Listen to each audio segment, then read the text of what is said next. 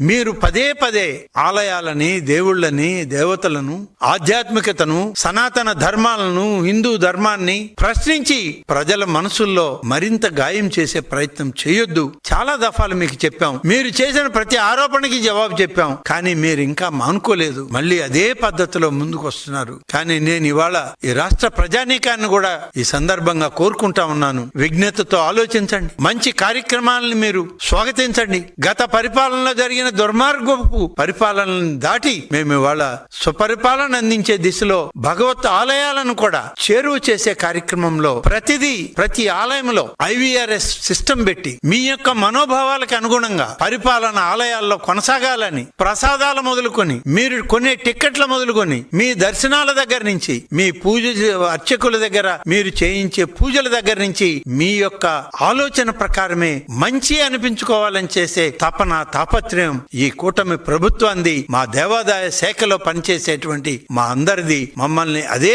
దృష్టితో, అదే ఆలోచనతో ఇవాళ మా నాయకుడు చంద్రబాబు నాయుడు గారు నడిపిస్తూ ఉన్నారు ఈ ప్రభుత్వాన్ని. ప్రజలు కూడా ఆలోచించండి. పదే పదే ఇటువంటి ఆరోపణలు చేస్తే ప్రజలు నమ్ముతారనేటువంటి ఒక దుర్మార్గపు ఆలోచన ఇవాళ ప్రతిపక్షానికి, వైఎస్ఆర్ కాంగ్రెస్ పార్టీది, ఆ పార్టీ నాయకుడైన జగన్మోహన్ రెడ్డిది. ఆ పార్టీతో అంటగాగి దోపిడీలకి నాస్తికుడిగా పేరు పొందిన కరుణాకర్ రెడ్డిది. ఇవాళ మళ్ళీ ముందుకు వచ్చి దేవాలయాల గురించి మాట్లాడితే ప్రజల చేత్కరింపులు ఇంకా కూడా మీకు కొనసాగే విధంగా ప్రజలు కూడా ఆలోచించండి. ప్రజల మనోభావాలకు అనుగుణంగానే ఇవాళ ఈ రాష్ట్ర ప్రభుత్వం పనిచేస్తుంది. ముఖ్యమంత్రి గారి ఆలోచనతో మేమందరం అదే ఆలోచనతో ముందుకు పోతాం. దైవమే ఇవాళ మా ప్రభుత్వానికి తోడుగా ఉంది. ఆ దైవం యొక్క అంశమే ఇవాళ ముఖ్యమంత్రిగా ఈ ప్రభుత్వాన్ని నడిపిస్తుంది, ప్రజల దరి చేరుస్తుంది. ప్రజలకు సుపరిపాలన అందించడంలో ఈనాటి ప్రభుత్వం పూర్తిగా విజయవంతమైంది.